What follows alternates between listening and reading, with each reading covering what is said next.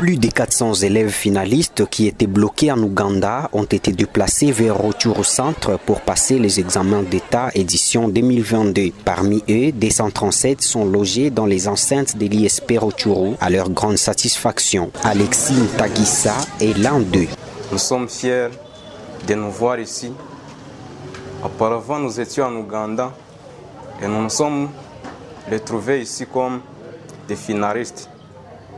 Et maintenant, nous sommes fiers et nous avons trouvé à manger, nous avons trouvé tout. On nous a donné de l'eau pour se laver, on nous a donné tout. On a trouvé le temps même de préparer l'examen. Bien que depuis le mois de mars, il a été obligé de fuir Bunagana, son milieu, et ainsi ne pas finir le programme scolaire d'enseignement, Sibomana Cherezo Samuel restait confiant et attend de bons résultats à l'issue de ces épreuves. Vraiment, c'est parce qu'on a préparé bien.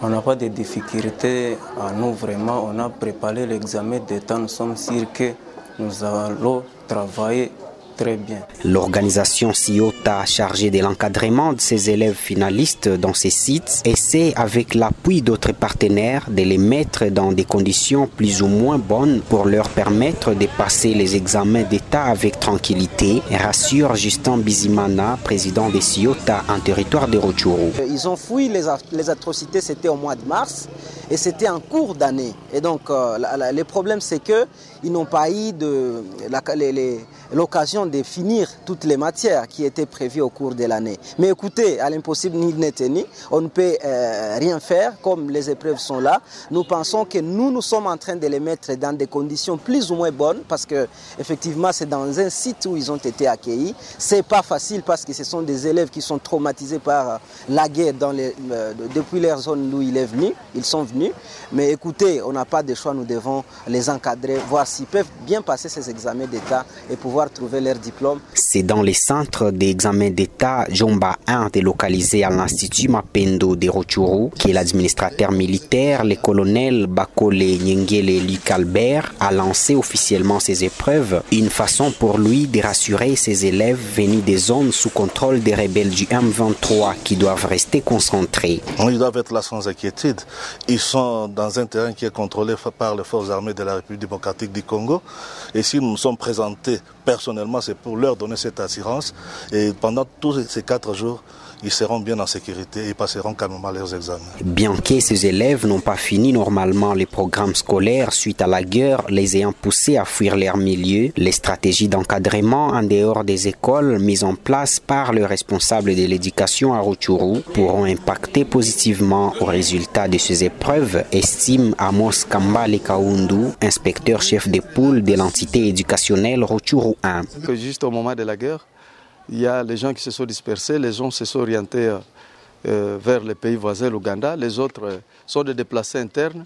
Tous les déplacés internes ont été accueillis dans les centres d'accueil et ils suivaient les enseignements dans les écoles fonctionnant ici à Rutshuru Centre et à Kiwanja.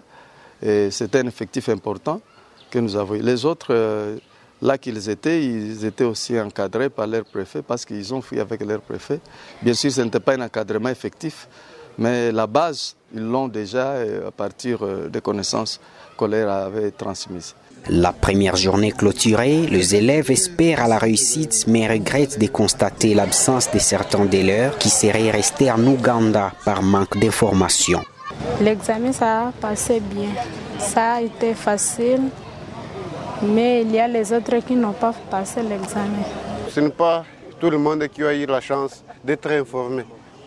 Comme moi, par exemple, mon collègue était à côté de moi, nous étions là ensemble, mais là, il m'a informé que le 18, il y aura les examens d'État. C'est le début de l'examen d'État. Moi, j'étais là, j'étais informé dans des semaines, donc j'étais là pour se préparer. Allez voir aujourd'hui, je suis ici. Mais les autres sont là. Je ne sais pas même aujourd'hui s'ils sont informés. Les examens d'État édition 2022 ont débuté lundi 18 pour se clôturer jeudi 21 juillet sur toute l'étendue de la République démocratique du Congo.